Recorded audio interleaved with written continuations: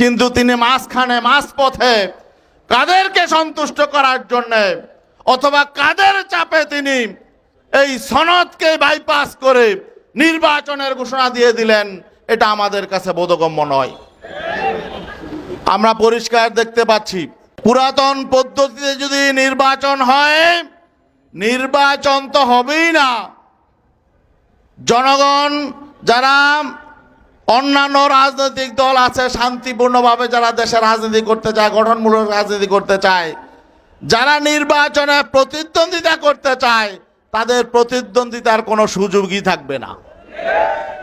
কারণ আপনারা ইতিমধ্যেই দেখেছেন, কুমিল্লার একজন সংসদ সদস্য পদপ্রার্থী তিনি এই কুমিল্লা শিক্ষা বোর্ডের চেয়ারম্যানকে টেলিফোন করে বলেছেন যে তোমার কলিজা খুলে ফেলবো, আর তোমাকে যে নিয়োগ দিয়েছে তারও কলিজা খুলে ফেলবো।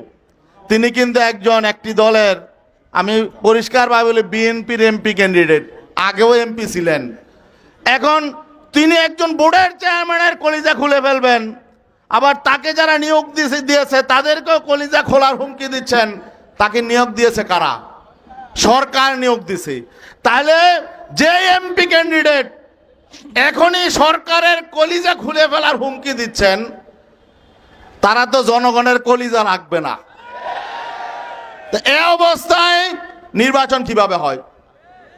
এজন্য আমরা বলেছি বর্তমান পদ্ধতিতে সুষ্ঠু নির্বাচন হবে না।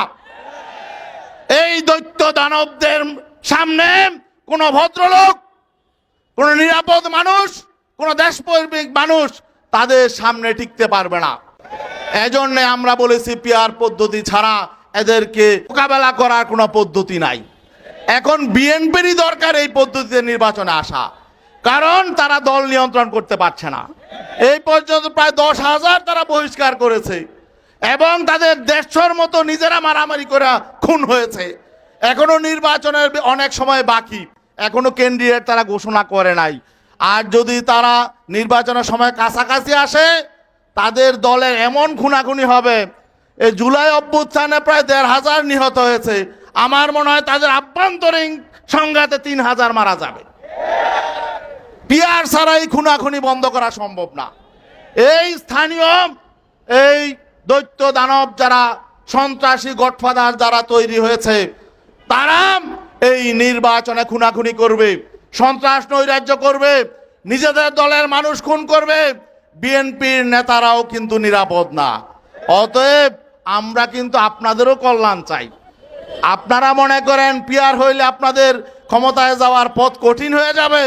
আপনাদের অনেক নেতারা তো বলছেন আপনারা নির্বাচনে 90% ভোট পাবেন। তা আশঙ্কার তো কারণ নাই। 90% না, আপনারা যদি 60% ভোটও পান, তাহলে তো আমরা আপনারা এককভাবে ক্ষমতায় যাবেন। তাহলে এত ভয় কিসের?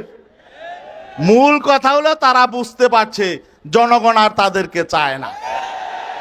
এজন্য তারা সুষ্ঠু নির্বাচনের দিকে যেতে চায় না।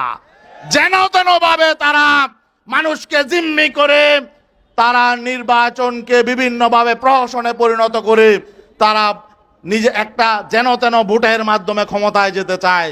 এজন্য তারা পিআর চায় না। অতএব আমরা পরিষ্কার, যদি নির্বাচনে সুষ্ঠু পরিবেশ না থাকে, তামাশা দেখার জন্য আমরা নির্বাচনে যাব না।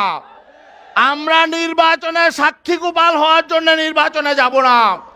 আমরা একটি ভালো নির্বাচন চাই এবং ভালো সরকার গঠনের জন্য জনগণ যাতে স্বতঃস্ফূর্তভাবে ভোট দিতে পারে, এমন পরিবেশে নির্বাচন হলেই ইসলামী আন্দোলন সহ ইসলামী সংগঠনগুলো নির্বাচনে যাবে। আর নয়তো পরিবেশ তৈরির জন্য জনগণকে নিয়ে আবারও রাজপথে থাকবে ইনশাল্লাহ।